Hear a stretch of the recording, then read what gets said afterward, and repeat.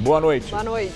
Temer condena a paralisação na Polícia Militar do Espírito Santo e diz que o povo brasileiro não pode se tornar refém. 700 PMs aquartelados são indiciados pelo crime militar de revolta. Mulheres também são investigadas. Eike Batista e Sérgio Cabral são denunciados por corrupção e lavagem de dinheiro envolvendo 17 milhões de reais. Indicado ao Supremo e à espera da sabatina oficial, Alexandre de Moraes janta com senadores em barco de luxo no Lago de Brasília. Juiz Sérgio Moro cita legado de Teori Zavascki e mantém prisão preventiva do ex-presidente da Câmara, deputado Eduardo Cunha. Ministério Público suspeita de fraude e desvio de 47 milhões de reais na linha amarela do metrô de São Paulo.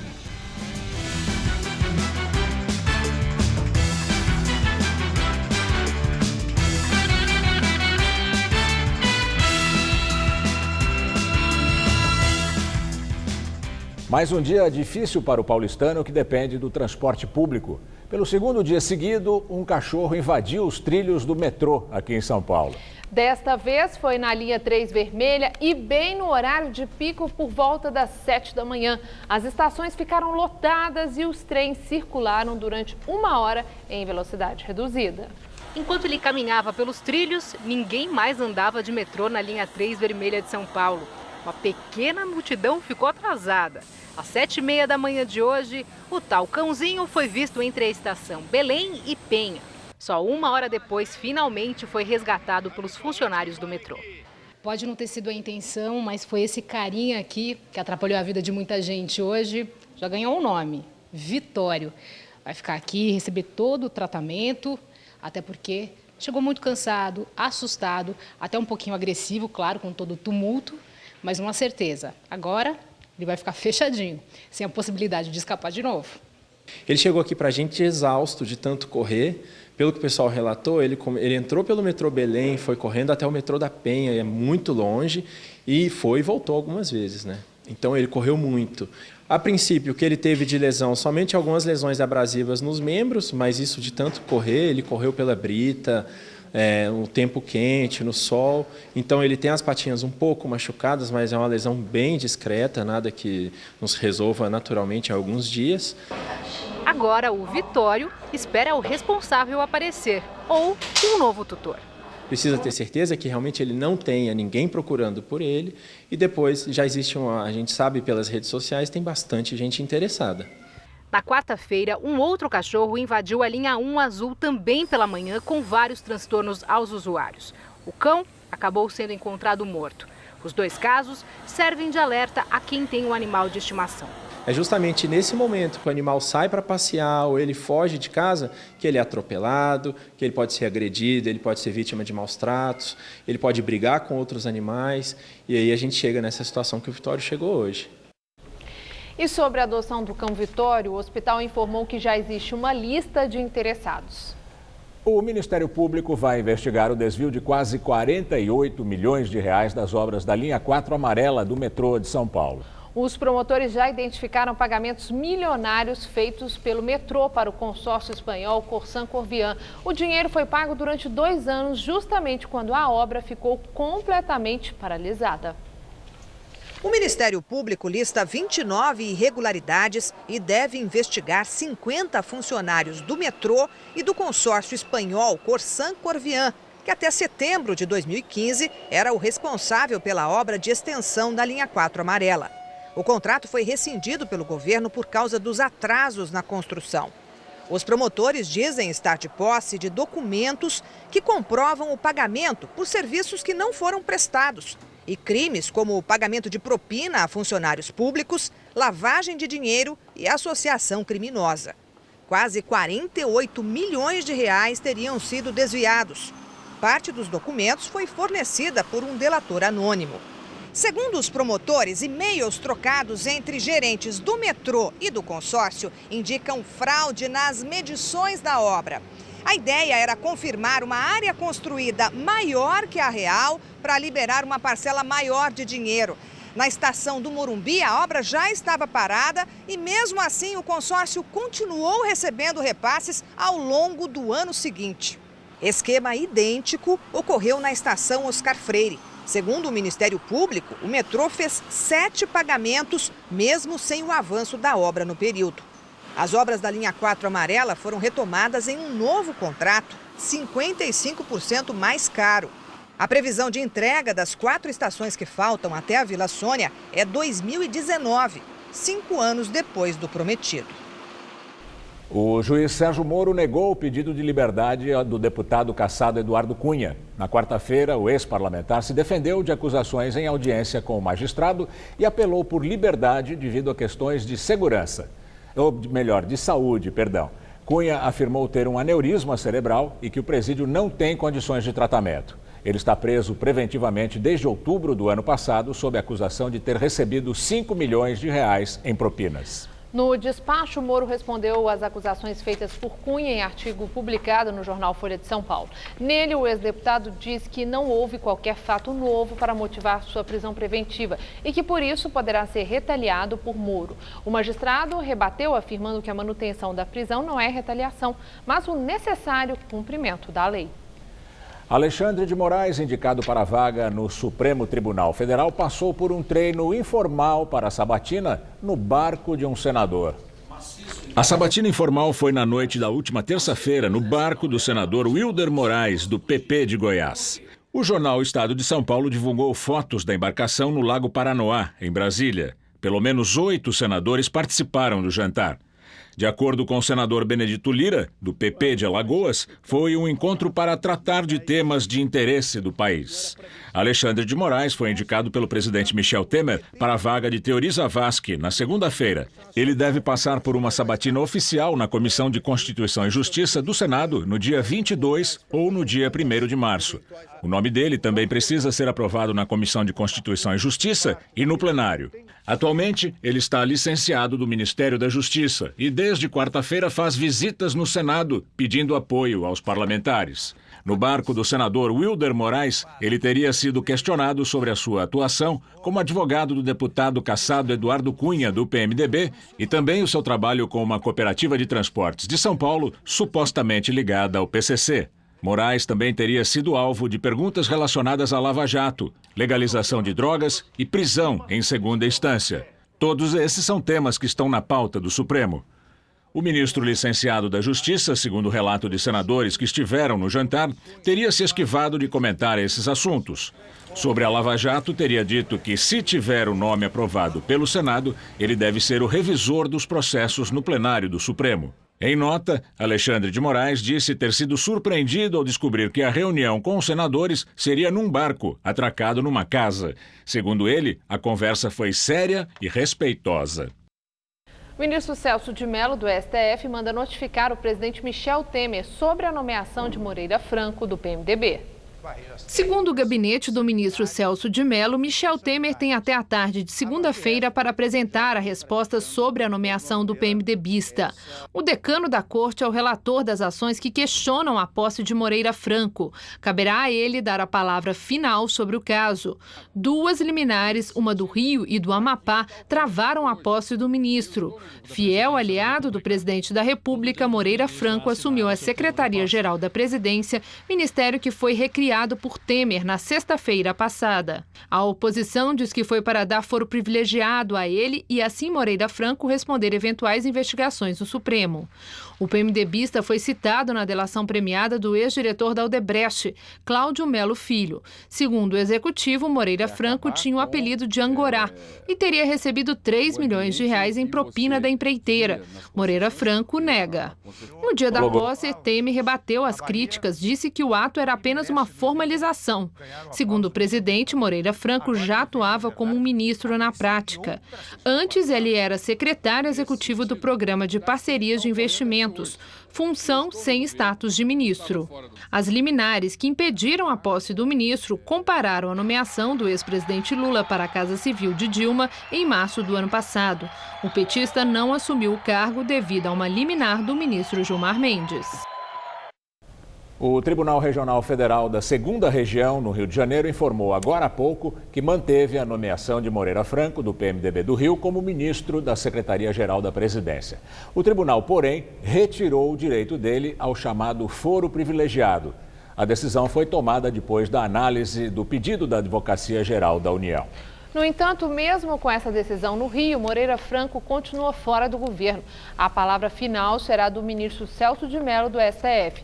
Temer tem até segunda-feira para apresentar a resposta sobre a nomeação. O Ministério Público denunciou o empresário Eike Batista, o ex-governador do Rio, Sérgio Cabral, e outras 7 pessoas dentro da Operação Eficiência, um desdobramento da Lava Jato. Eike Batista foi denunciado por corrupção ativa e lavagem de dinheiro. Já Cabral por corrupção passiva e também por lavagem de dinheiro. Se condenados, o Ministério Público Federal diz que a pena do empresário pode chegar a 44 anos e a de Cabral a 50 anos. No entanto, a legislação brasileira limita o cumprimento de pena a 30 anos. Para os procuradores, Eike Batista fez 2 pagamentos suspeitos à família Cabral.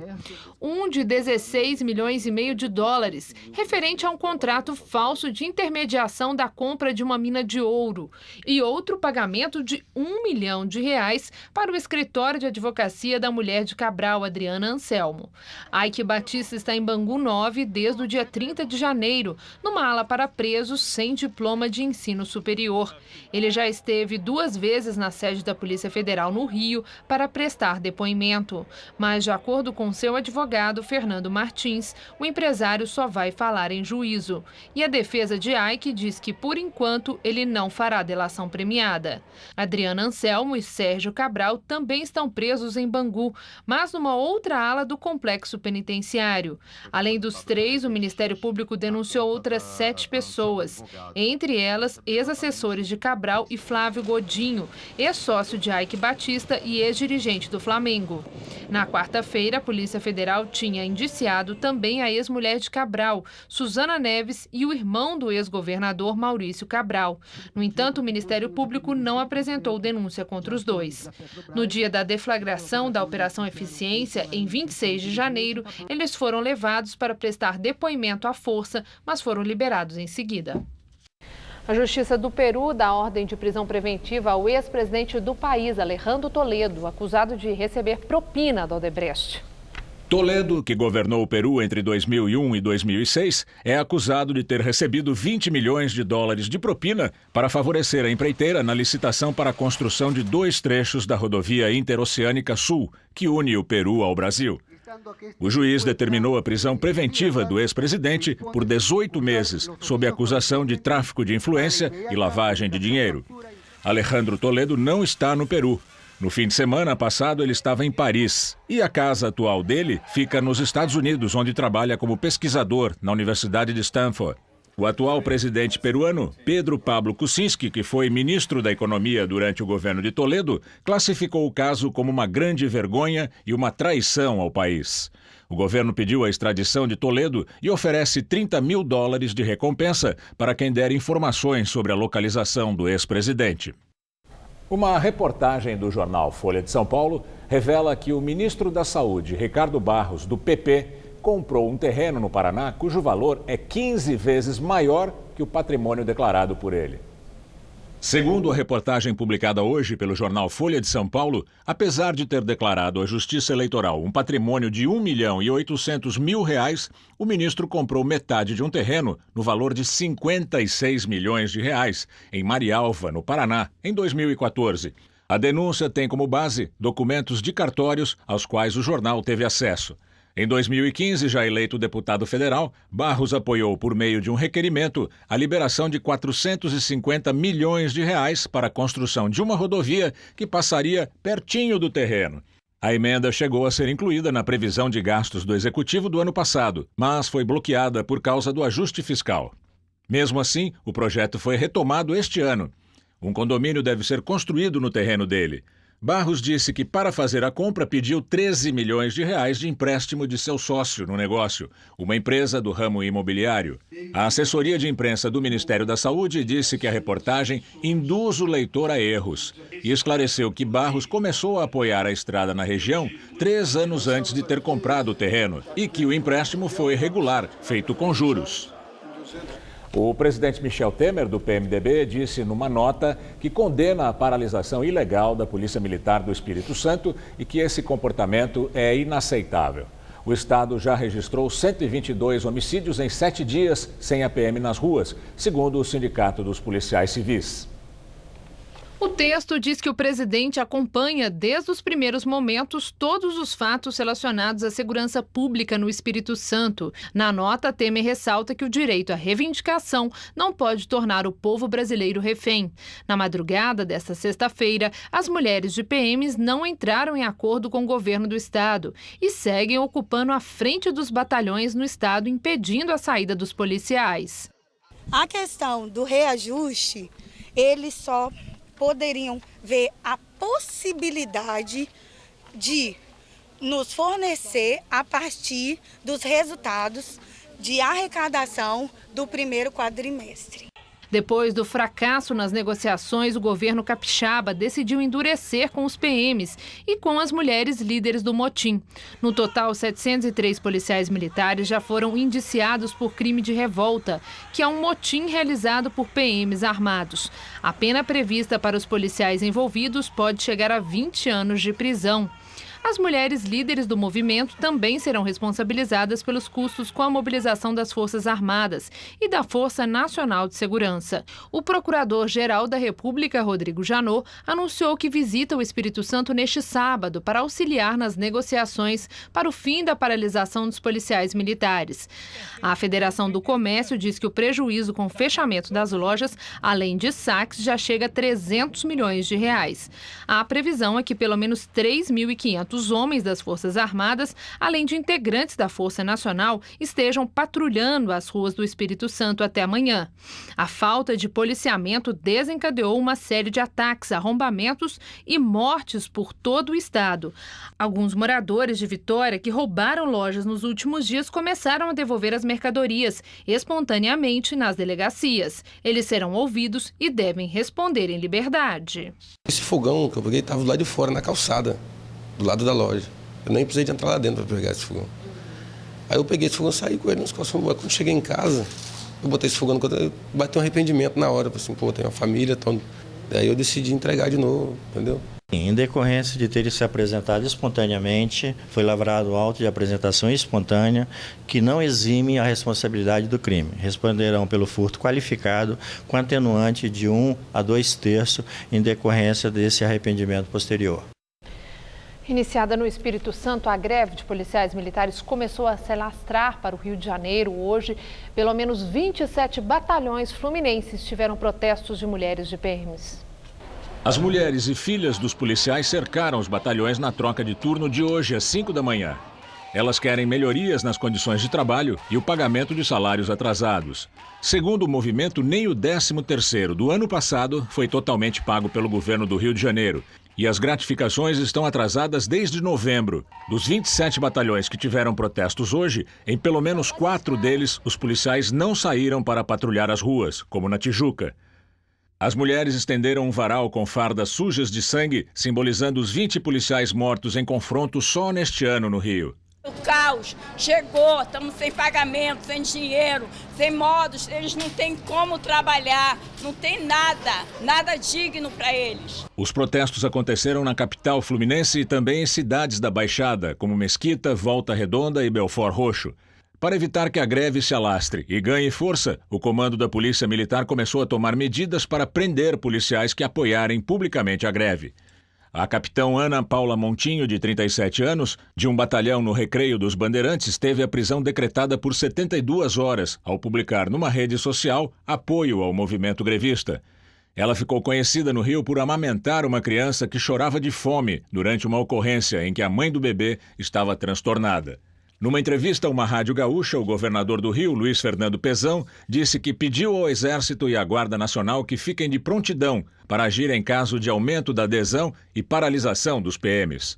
Pezão também confirmou o aumento de 7,65% no salário dos PMs do Estado, já no próximo contra-cheque, para evitar um aumento da insatisfação da categoria. Segundo um porta-voz do Comando-Geral da Polícia Militar do Rio, 95% dos batalhões do Estado estão funcionando normalmente. Ele pediu bom senso aos policiais que aderiram ao movimento grevista. Há muito tempo já vem clamando por melhores condições de trabalho. Então é totalmente compreensível que observemos tais manifestações. Mas, repito, deixar abandonado um terreno que a duras penas foi controlado, pagaremos um preço alto para retomá-lo. Neste exato momento, enquanto policiais não estão lá, criminosos estão se mobilizando. E ainda no Jornal da Gazeta, uma entrevista ao vivo com o deputado estadual Coronel Camilo, que vai falar sobre a crise das polícias no Espírito Santo e no Rio de Janeiro. Agora vamos ao comentário de Josias de Souza, direto de Brasília. Ele fala sobre a crise na polícia no Espírito Santo e a escolha do novo ministro da Justiça. Você já ouviu falar em José Levi Melo? Provavelmente não. Trata-se da pessoa que responde interinamente pelo Ministério da Justiça. Tenta tapar o buraco aberto com a indicação do ministro Alexandre de Moraes para o Supremo Tribunal Federal. Moraes bateu em retirada num instante em que a bela intenção do governo de tranquilizar a nação com um plano nacional de segurança não resistiu às sucessivas desmoralizações dos surtos de violência que pipocam em diferentes pedaços do mapa brasileiro, dentro e fora dos presídios. Até bem pouco, quando o assanhamento das facções criminosas nos presídios desafiava a autoridade do Estado, o Ministério da Justiça era apenas irrelevante numa crise capitaneada pelos governos estaduais. Hoje, quando as polícias militares acham que podem fazer greve com um revólver no coldre, o governo pode começar a pensar seriamente em arrendar o belo prédio da Pasta da Justiça para uma rede hoteleira.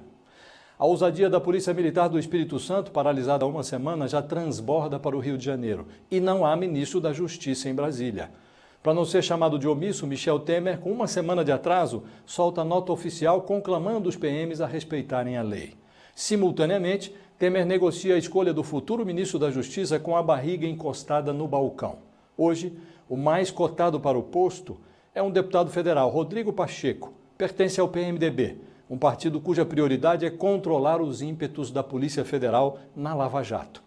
No momento, o único lugar onde existe segurança no Brasil é no nome do ministério, que foi rebatizado na semana passada por Temer. Chama-se agora Ministério da Justiça e Segurança Pública. Não caia na gargalhada. O caso é sério. Boa noite. Depois de alguns dias sem muita chuva, São Paulo se prepara para o fim de semana. Que será de temperaturas mais altas, mas também de pancadas de chuva. Luciana Magalhães traz os detalhes da previsão para o Brasil e o estado de São Paulo.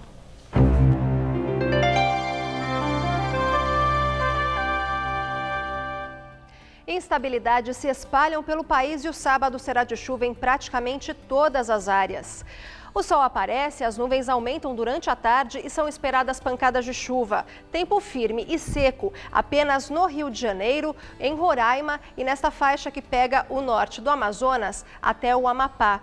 E o céu fica nublado com chuva a qualquer hora e que pode ser forte entre o Ceará, o noroeste do Pará e o norte da Bahia. Esse tempo fechado deixa a temperatura um pouco mais baixa. Em Belém, por exemplo, máxima amanhã de 28 graus. Em Fortaleza, máxima de 29 com muita chuva. E o inverso acontece no Rio de Janeiro. Com o tempo firme, a máxima pode chegar amanhã aos 37 graus. E em Florianópolis, sol com chuva e máxima de 30 graus. Já em São Paulo, sábado típico de verão com sol e pancadas de chuva por causa do calor e da alta umidade. O Centro-Oeste paulista, que desde ontem tem sol e tempo seco, ainda amanhece neste sábado assim, mas durante a tarde a nebulosidade aumenta e ocorrem pancadas de chuva isoladas. Em Votuporanga, máxima amanhã de 35 graus e em Marília, máxima de 32. Já na região de São Carlos, máxima também de 32 graus. E vai dar praia com máxima amanhã de 32, tanto em Caraguatatuba como também em Santos. E quem ficar aqui na capital vai conseguir aproveitar o fim de semana também, pois apesar das pancadas de chuva, elas serão isoladas. E olha, faz calor, com máxima amanhã de 31 graus e 32, tanto no domingo quanto na segunda-feira. O prefeito de São Paulo, João Dória, participou hoje da entrega de obras revitalizadas que fazem parte do projeto Cidade Linda. Durante o evento, ele disse que os prefeitos regionais que reclamarem da administração vão ser demitidos. O túnel, inaugurado em 1938, ganhou nova iluminação e pintura. Os azulejos foram lavados. A obra durou 40 dias e custou R$500 mil. dinheiro vindo da iniciativa privada. Os serviços foram executados de noite e de madrugada para não atrapalhar o trânsito de veículos. 2 chafarizes que fazem parte do conjunto e que estavam desativados há mais de 10 anos, hoje foram religados. Por enquanto, com a ajuda de um caminhão-pipa. Mas, segundo o prefeito, a obra completa deverá ser entregue em 45 dias. As fontes na avenida foram reformadas pela última vez em 2006. João Dória participou hoje da entrega das obras. A região da Avenida 9 de Julho foi a primeira a receber o projeto Cidade Linda, que promove ações de zeladoria em São Paulo. Os trabalhos começaram no dia 2 de janeiro, assim que Dória assumiu o cargo. Com o prefeito e seus secretários vestidos de gari, foi dado o pontapé inicial do projeto. Durante a realização do mutirão da limpeza, os moradores de rua que ficavam na região da Praça 14 Bis chegaram a ser realocados para uma quadra de futebol e em um antigo estacionamento debaixo do viaduto 9 de Julho. Espaço onde permanecem até hoje. Nós temos que abrigar 20 mil pessoas que hoje vivem nas ruas da cidade de São Paulo. E não é apenas abrigar, nós vamos começar a reforma do primeiro abrigo, são 83, agora no final desta semana, com recursos privados, que é o Prates, da Luz. O prefeito também respondeu às críticas de alguns prefeitos regionais que reclamaram da falta de estrutura para cumprir todas as exigências do programa de zeladoria. E disseram que estão enxugando o gelo. A nossa obrigação é trabalhar, é fazer aquilo que a cidade precisa. Eu não estou reclamando, não estou me queixando do Fernando Haddad, da gestão anterior, da falta de recursos. O prefeito e o vice-prefeito estão trabalhando e fazendo. Os prefeitos regionais vão ter que fazer também. Senão vão enxugar gelo nas suas casas, serão demitidos. Durante o evento, João Dória anunciou a sua primeira viagem internacional como prefeito. O tucano inicia um roteiro de 4 dias pelos Emirados Árabes e Catar. Ele vai em busca de interessados em seu pacote de desestatização, que inclui a privatização dos complexos de Interlagos e do Anhembi e a concessão do estádio do Pacaembu. São 55 projetos em São Paulo. Possamos ter também a participação desses fundos que já realizam programas desse tipo em outras partes do mundo. Espero que possam vir para São Paulo também. Câmara dos Vereadores discute em primeiro turno o projeto de lei que servirá de base para impor multas e outras punições aos pichadores em São Paulo. Para colocar em vigor uma lei de interesse do prefeito João Dória do PSDB o mais rápido possível, os vereadores tiraram da gaveta um projeto de lei de 2005 de autoria do vereador Adilson Amadeu do PTB. O texto, que já passou por comissões e audiências públicas, prevê apenas a criação de um disque denúncia para pichação. Na segunda votação, que deve acontecer já na semana que vem, o projeto será alterado e passará a prever multa de 5 a 10 mil reais e outros artigos que ainda estão em debate. Esse projeto nem é do vereador, esse projeto é da cidade. É um ato horrível que a gente está vendo de pichação. Então, não tenho dúvida que todos os vereadores querem o melhor para a cidade e no propósito que o prefeito quer uma cidade linda, eu também quero, a população também quer. A oposição criticou a prioridade dada ao projeto logo no início dos trabalhos na Câmara. Eu acho que as prioridades da Câmara de Vereadores não deveriam ser em torno do tema estético sobre a cidade, que é algo que o Executivo vem impondo desde o início da gestão. Então, se discute muito o tema da cidade linda, né, a necessidade dos muros da cidade ficarem bonitos, mas a verdade é que boa parte da população tem demandas que são urgentes e necessárias que ainda não foram discutidas pela Câmara. Se fosse passar pelo trâmite normal, um novo projeto de lei poderia levar meses até a votação. Mesmo sem ser obrigatório, os vereadores concordaram em fazer uma audiência pública para discutir o assunto na próxima terça-feira. Horas antes da discussão começar aqui na Câmara, o prefeito João Dória anunciou que vai propor mais uma lei contra a pichação. A ideia agora é restringir a venda de tinta spray em São Paulo. Segundo o prefeito, o consumidor terá que apresentar identidade e assinar um documento. Mas isso não é novidade. Já existe uma lei municipal em vigor sancionada em 1995 pelo então prefeito Paulo Maluf, que regula exatamente isso. Segundo o texto, é proibida a venda de tintas em forma de spray para menores de 18 anos. E os estabelecimentos que vendem essas tintas ficam obrigados a manter cadastro atualizado dos adquirentes do produto com nome, endereço, identidade, CPF, marca e cor da tinta adquirida. Além disso, em 2011, a ex-presidente Dilma Rousseff também sancionou uma lei que restringe a venda de tinta spray apenas para maiores de idade mediante a apresentação de documento de identidade. Mesmo redundante, já nesta tarde, o vereador Quito Formiga, do PSDB, protocolou um projeto de lei nesse sentido. Na terça-feira, em que nós estaremos votando em segunda votação o substitutivo do governo, também entrará como emenda a esse substitutivo. Vamos agora à Câmara Municipal falar com a repórter Sabrina Pires, que acompanha o andamento da votação do projeto de lei que prevê punição para os pichadores. Estela, olha, a sessão aqui na Câmara continua, senhora, para terminar. Nesse momento, os vereadores fazem a leitura obrigatória de 3 projetos substitutivos. Mas há pouco o clima esquentou por aqui, 2 vereadores quase que foram às vias de fato. Teve o pessoal do Deixa Disso, mas foi um grande tumulto aqui no plenário. A vereadora Juliana Cardoso, do PT, pediu a palavra para reclamar que assessores do Partido dos Trabalhadores teriam sido agredidos por assessores de um outro vereador, o Fernando Holliday, do DEM. No final, deu esse tumulto aqui, mas eles foram resolver do lado de fora do plenário e a confusão ficou a portas fechadas no gabinete de um dos vereadores. Voltamos ao estúdio. Não temos. A agência de classificação de risco Standard & Poor's melhorou um pouco a classificação da Petrobras. A perspectiva da petroleira, que era classificada como negativa, subiu para estável.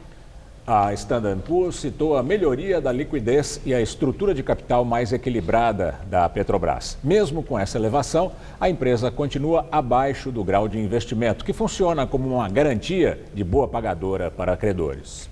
E agora vamos ao comentário de economia com Vinícius Torres Freire. Há uns sinais muito pequenos de que a economia pode parar de piorar agora no início do ano, de que pode estar crescendo de modo notável lá pelo Natal. Os sinais fazem com que algumas pessoas mais ousadas se animem. Já comecei a ouvir perguntas assim: já é mais seguro comprar um carro? Comprar uma casa? Abrir um negócio? Por opção, não por necessidade? Cada caso é um caso, mas, na média, para quem não gosta de muito risco, talvez seja melhor esperar um pouco. Para começar, pelo que a gente sabe, e não de previsões, as taxas de juros ainda estão altas, muito altas. Mesmo para quem quer comprar carro ou casa, negócios que cobram as taxas menos salgadas no mercado. Financiar um eletrodoméstico sai muito mais caro, por exemplo. As taxas de juros vão cair, mas por hora, vamos repetir, estão altas. Se você tem a boa sorte de ter dinheiro poupado, melhor deixar lá se a aplicação é boa. Se você vai pagar prestação, melhor poupar esse dinheiro com juros altos, esperando a boa hora para comprar. Quando as taxas de juros vão ficar menos salgadas? Para o consumidor comum, vai dar para sentir mais lá pelo final do ano. Os preços de carro e casa não vão subir? Pode ser, mas vamos considerar o seguinte. O preço dos carros novos quase não subiu nos últimos meses, na média. Subiu menos de 0,5%, na verdade. O preço médio dos usados caiu uns 3% de um ano para cá, na média. Isso não vai durar se a recessão parar, mas os preços devem ficar mais ou menos estáveis neste ano. O preço médio das residências caiu quase 5%. Sim, mercado imobiliário é complicado. Muitas vezes, imóveis muito parecidos têm preços diferentes a cada quarteirão. Mesmo assim, na média, os preços caíram 5% no ano passado. Neste ano, as previsões são de estabilidade, mesmo sempre na média. Então, juntando tudo, os juros ainda vão cair. Está valendo deixar o dinheiro aplicado. Os preços de bens mais caros não devem subir neste ano, na média. A recessão ainda não acabou, embora pareça que esse horror vai ter fim. Por enquanto, do ponto de vista individual, é melhor dar um tempo, pelo menos até a Semana Santa, para a gente saber o que vai ser da economia brasileira. Boa noite. Milhares de iranianos foram às ruas da capital do país, Teherã, para celebrar o 38º aniversário da Revolução Islâmica. Eles também fizeram protestos contra os Estados Unidos. As ruas ficaram tomadas por manifestantes, alguns com faixas e fotos do presidente Trump e gritando "Morte aos Estados Unidos". O líder supremo do Irã, Ayatollah Khamenei, convocou os iranianos a participar das manifestações para mostrar que o Irã não está assustado com as ameaças norte-americanas. As relações entre os dois países, que estavam estabilizadas desde o acordo nuclear assinado pela gestão Obama, voltaram a ficar tensas no começo do governo Trump. Na semana passada, o assessor de segurança nacional de Trump pôs o Irã sob aviso como reação a um teste de mísseis e impôs novas sanções econômicas. O governo iraniano já afirmou que os lançamentos não violam os acordos nucleares internacionais e que não vai interromper os testes. Depois de mais uma derrota na questão do veto que tenta impor aos imigrantes, o presidente americano Donald Trump diz que a decisão da justiça foi vergonhosa. No Twitter, Trump reafirmou a intenção de levar a questão para a Suprema Corte, onde ele espera uma vitória fácil. Trump ainda declarou que, apesar da unanimidade na votação contra o veto a imigrantes, a decisão da Corte foi política. No fim da noite de ontem, 3 juízes do Tribunal de Apelações rejeitaram o argumento do governo de que a suspensão do veto a imigrantes de 7 países põe o país em perigo. Enquanto o governo não entra com um novo recurso, a entrada de todos os viajantes com vistos válidos no território americano segue liberada. E após a primeira derrota diplomática de Donald Trump, o presidente dos Estados Unidos muda o discurso e decide apoiar a política de uma só China, reconhecendo Taiwan como parte do território chinês. As novas garantias de Trump sobre um assunto que o país asiático considerava sem negociação reduzem o nível de confronto mantido desde antes da eleição do magnata e evita o que poderia ter sido uma séria disputa entre as duas maiores economias do mundo. E agora vamos ao comentário de política internacional com João Batista Natali. Pois então, Donald Trump levou uma bela de uma fubecada do judiciário. Os 3 desembargadores que julgaram ilegal o decreto dele que proibia a entrada de cidadãos de 7 países muçulmanos. Assim, por decisão judicial, as fronteiras americanas continuam abertas. Foi a 3ª derrota do presidente dos tribunais. Ele já tinha levado a pior com uma liminar de um juiz de Seattle e depois com uma manutenção dessa mesma liminar por um juiz de São Francisco. As pessoas, quando elas são educadas, respeitam a decisão da justiça. Mas Donald Trump é um mal-educado. Pelo Twitter, que é para ele o jeito mais cômodo de reagir, ele chamou o primeiro juiz de suposto juiz e qualificou a decisão dele de ridícula. Disse que a sentença de ontem foi vergonhosa e lamentou que os juízes não façam a coisa certa. Fazer o certo é obedecer o raciocínio preconceituoso que ele tem. Esse destempero verbal é tão constrangedor que Trump foi criticado até por Neil Gorsuch, o ultraconservador que ele próprio indicou para a Corte Suprema e que talvez não seja nem aprovado pelo Senado. Trump percebeu que não basta ter feito promessas loucas. É preciso que as loucuras não trombem com a Constituição e que também não trombem com a tradição diplomata dos Estados Unidos. É por isso que ele recuou com relação à China. Ao tomar posse, ele telefonou para a presidente de Taiwan, um território que a China considera de soberania dela, embora tenha governo próprio desde 1949. Trump também ameaçou os produtos chineses de uma sobretaxa de importação e ainda tomou partido do Japão na disputa da China pelo minúsculo arquipélago de Senkaku. Pois agora Trump telefonou para o presidente chinês, Xi Jinping, e quase fez uma declaração de amor. Ele recuou. Estão funcionando perfeitamente nos Estados Unidos o sistema de freios e contrapesos. Trump não fará o que bem passar pela cabeça dele, o que é uma garantia positiva para a boa ordem da comunidade internacional. É assim que o mundo gira. Boa noite. Com um cavalete, tela, pincéis e tintas, ele diariamente pega a velha bicicleta e sai pelas ruas para retratar cenas do cotidiano da cidade. Físico de formação e funcionário público aposentado, ele já produziu cerca de 400 obras que prefere guardar em casa ou então dar para os amigos. Galeno Morgado é um personagem que é a cara de São Paulo.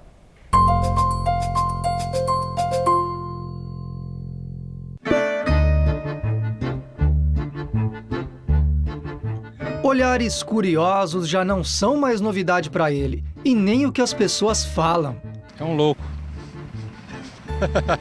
É só um louco pintando, mas é um louco lá, né? Então, muito isso, ouço muito, é um louco. Mas deixa eu com a minha loucura, né?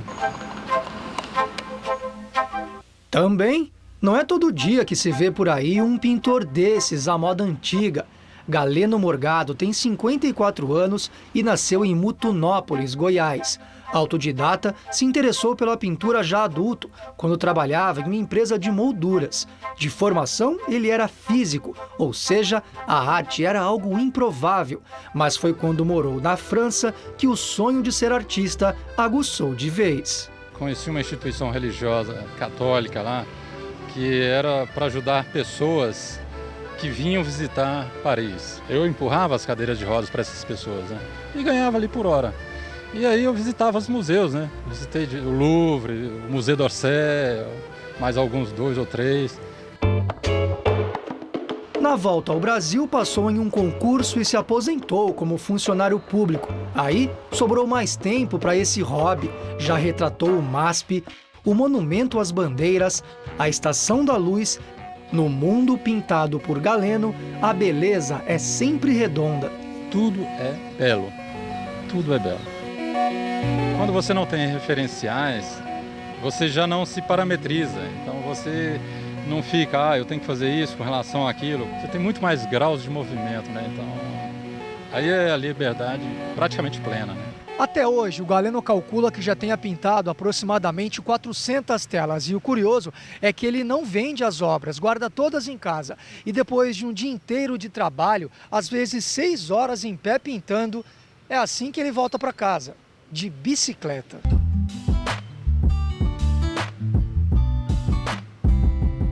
Pedalando por aí em busca de inspiração, nosso artista ciclista chama ainda mais atenção pelas ruas de São Paulo, com uma mão no guidão e a outra segurando a tela, sua melhor companhia. Eu estou fazendo esse trabalho, mas ele será para outros, para as gerações que estão vindo, que estão aí.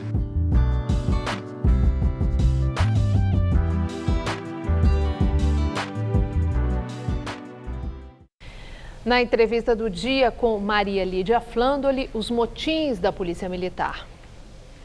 Entrevista o deputado estadual do PSD, Coronel Camilo, que foi comandante-geral da Polícia Militar de São Paulo de 2009 a 2012. Muito obrigada, deputado, por estar conosco numa época, ou esses dias que temos vivido, de imensa perplexidade e temor. Sim. No Espírito Santo, hoje uma semana, né? Completa uma semana esses motins da polícia que transformaram a capital capixaba num cenário de guerra. Eu quero ouvir do senhor, e isso já se estendeu para o Rio de Janeiro. Rio de Janeiro já com protestos em frente a vários batalhões e barricadas para impedir, familiares impedindo que os carros saiam para atuar nas ruas da cidade. O que acontece, deputado? O Estado perdeu o controle das suas polícias? Bom, boa noite àqueles que nos assistem. Maria Lídia, é um descaso do Estado brasileiro, aí eu estou falando da União, do Estado e do município, com relação à segurança pública. Já de muito tempo, isso é uma irresponsabilidade. O Estado deixa a desejar, como também deixou a desejar, isso foi visto no sistema penitenciário. Na área de segurança é a mesma coisa. Precisa dar mais atenção àqueles que estão aí defendendo o cidadão, protegendo o cidadão, estão relegando os profissionais de segurança a um segundo plano. Então, uma irresponsabilidade. Mas relegando em que sentido? É a questão salarial? Não só. O policial acha, eu ganho pouco? É o atraso do pagamento, como lá no Espírito Santo? É um conjunto. É no Rio de Janeiro? Sim, é um conjunto. E mesmo o reajuste, 4 anos sem ter reajuste. Quer dizer, eu estou falando em termos de salário. Mas não é só salário, é um conjunto de coisas. No Espírito Santo, além de não ter o salário adequado, né? Lá as condições são muito ruins, se troca o colete um com o outro para poder trabalhar, o armamento é ruim, não sei, mas a assistência médica lá, pelo que a gente ouviu dizer, também é ruim, é um conjunto de coisas que não traz dignidade ao policial. Nada justifica também, Maria Lídia, a greve. A greve não cabe a policiais do Brasil inteiro, principalmente os policiais militares. Mas não adianta também o governador vir agora lá e falar, olha, a culpa é dos policiais. Não é só dos policiais, é dos dois. Mas principalmente tem alguma de coisa governo. que não deixa de ser intrigante. E eu coloco para o senhor, se isso é um mero exercício que as pessoas fazem, a coincidência desses motins com a insurgência também nos presídios, onde tem ali uma dominação das facções do crime organizado. Há alguma coisa por trás desses motins, além da insatisfação com condições de trabalho e com salário? Não, que esteja relação direta, não, mas os dois são segurança pública. O sistema penitenciário é o fim, né? Ou seja, o que se faz nas ruas de proteção, tudo vai ter um destino. A pessoa acabou sendo presa e infelizmente o encarceramento é grande no Brasil, nem sempre todos deveriam ser encarcerados, né? Aliás, a justiça também tem aí um pouquinho de culpa nesse sistema todo, pela morosidade de muita gente que está lá ainda provisoriamente, mas eu não acredito a isso uma relação direta. Mas assim, o descaso do governo, do Estado brasileiro com a situação do caso das penitenciárias e no caso da segurança pública é o mesmo. Segurança pública está faltando olhar um pouquinho melhor para a segurança. Não é só salário, é condições de trabalho para o policial, é assistência para o policial. E, por outro lado, também tem um pouco de culpa a polícia lá também. Tem sim, não é para fazer greve. Polícia não pode fazer greve. Não há amparo legal para greve? Não é só a falta de amparo legal. O problema é o seguinte, a polícia trabalha com vidas. Quando ela para, alguém morre. Bom, então, nós estamos vendo o número de mortes lá em Vitória. Olha quantos mortos em tão pouco tempo. Mais de 100. Então, assim, os dois estão errados, né? A polícia lá não deve fazer isso e o governo, né? Tudo isso não deveria ter chegado a esse ponto. Deveriam ter sentado antes, conversado, chegado num acordo, para falar, vamos para esse caminho, ou dar uma luz, né? O que deixou muito tempo sem resposta, muita coisa acontecendo. O senhor tem na sua história de vida, o senhor foi comandante-geral da Polícia Militar em São Paulo por um bom período. Então o senhor conhece as entranhas da questão da segurança pública. O que explica esse descaso que o senhor acaba de descrever por parte dos representantes do poder institucional do Estado, em todas as instâncias? O que foi? Subestimaram que pudesse haver uma sublevação, que os policiais pudessem tomar a atitude que estão tomando, chegasse a um ponto tal que agissem como estão agindo? Sem dúvida nenhuma. E por que subestimaram? Por uma acomodação, desinteresse ou acreditavam que os policiais estavam sob controle? Por achar que nunca aconteceria, porque achavam que o policial está sob controle. Está sob ordem, a gente dá ordem, eles cumprem. Não é bem assim. Né? É difícil. Situações como essa, por exemplo, em São Paulo seriam mais difíceis? Seriam mais difíceis, sem dúvida nenhuma. Mas por quê? Pela formação do nosso policial de São Paulo. Não pelo governo de São Paulo, porque aqui em São Paulo também falta reconhecimento aos policiais. O salário daqui também é ruim, né? O salário daqui também está aquém do que um policial de São Paulo merecia. O senhor está dizendo que aqui em São Paulo pode acontecer a mesma coisa? Não pode acontecer em São Paulo. O risco aqui é muito mais difícil, mas não pelo governo. E por quê? Pelo comprometimento desse policial, pela formação do policial, pelo sentimento de dever do policial de São Paulo, pelo comprometimento dele com o cidadão.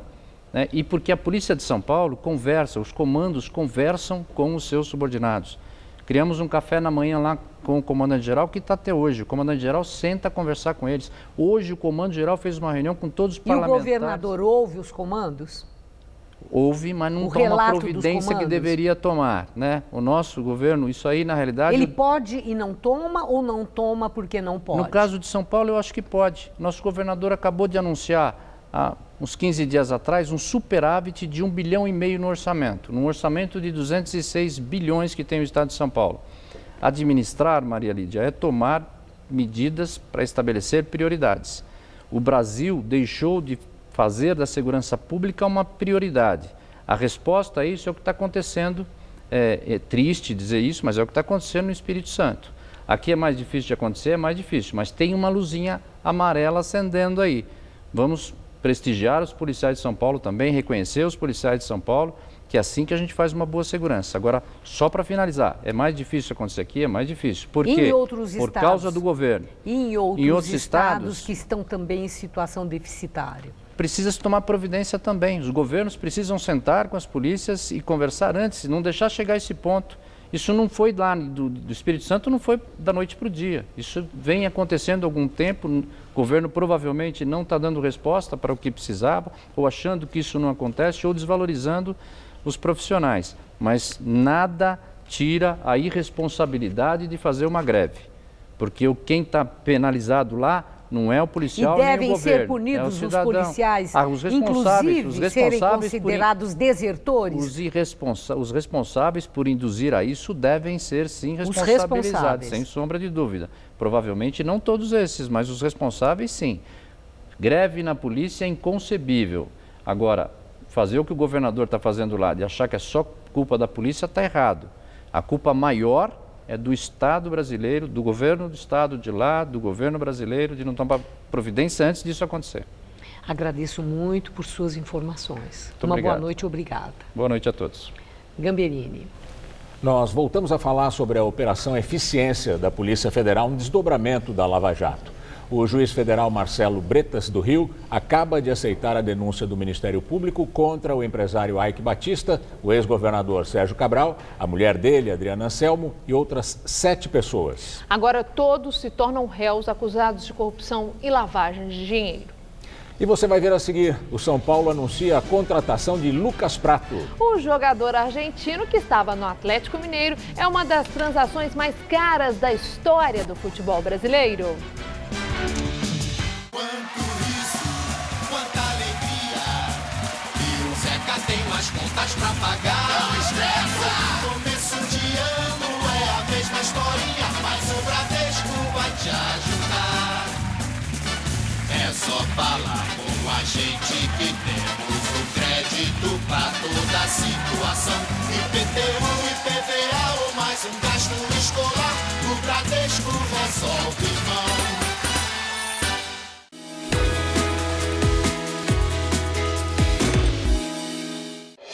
Tudo anda cada vez mais rápido.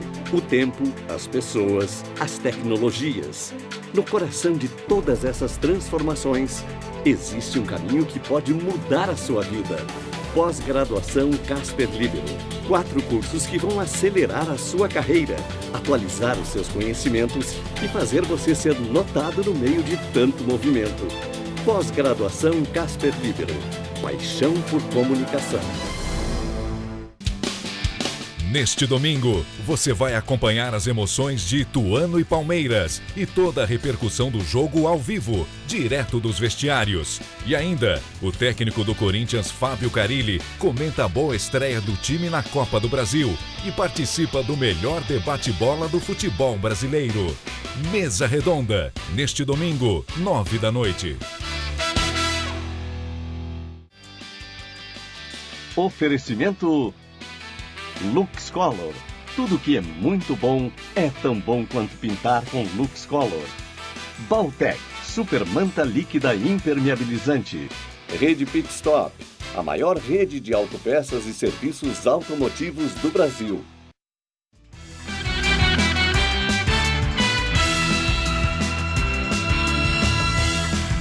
Vamos direto para as notícias do esporte com Rodolfo Gamberini e Celso Cardoso.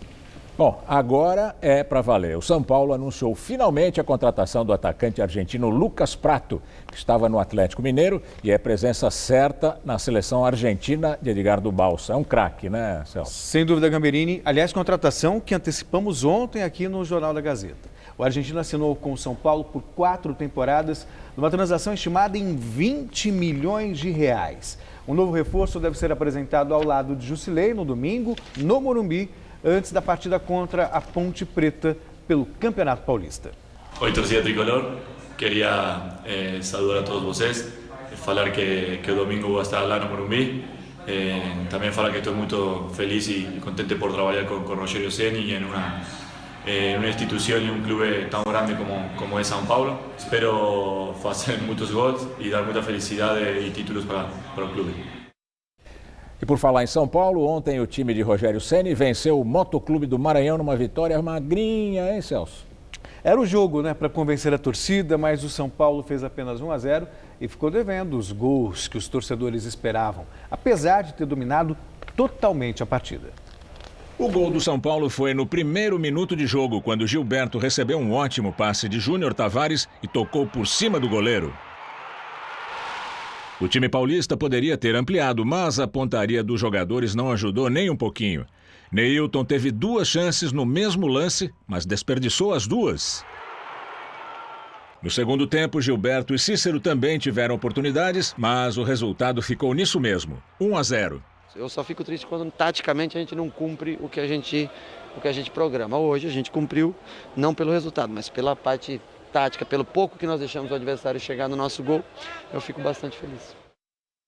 Pontaria sofrível, hein? O Prato deve resolver esse problema. Sem né? dúvida, é um homem-gol, um cara que sabe finalizar com poucos, é uma belíssima contratação.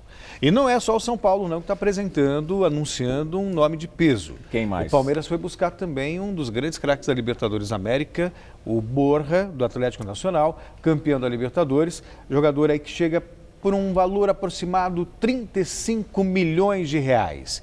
Um bom dinheiro, mas um cara que tem um futuro gigantesco. É goleador? Nossa, olha que golaço ele fez ali. Goleador, bicicleta, sem dúvida né? alguma. Belíssima contratação. Ótimo. Obrigado, Celso. Boa noite, até amanhã. Boa noite, bom fim de semana. Para você também. Até segunda. Até segunda.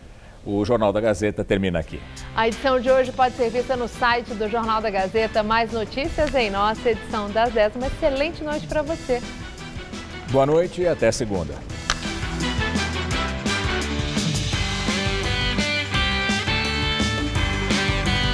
Unifom recebe o cantor Zé Luiz Maziotti no Todo Seu, hoje, 10h30 da noite.